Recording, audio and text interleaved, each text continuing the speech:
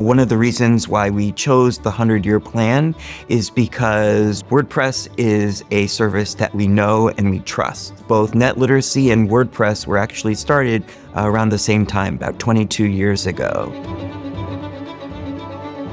The one thing that will be constant going forward is going to be change. And I think as a society, and particularly as a nonprofit, we will need to be accepting of that change. I think it's important for us to ensure that we hold our values and our ideals and our mission central, and as we continue to make decisions for the future. As a nonprofit, we're looking to provide services for multiple generations. And over the long term, this really helps us simplify our operations. The structure of the 100-year plan, with respect to its trust, provides us and all of our future employees and volunteers a certainty that our mission will continue long after we retire and move on.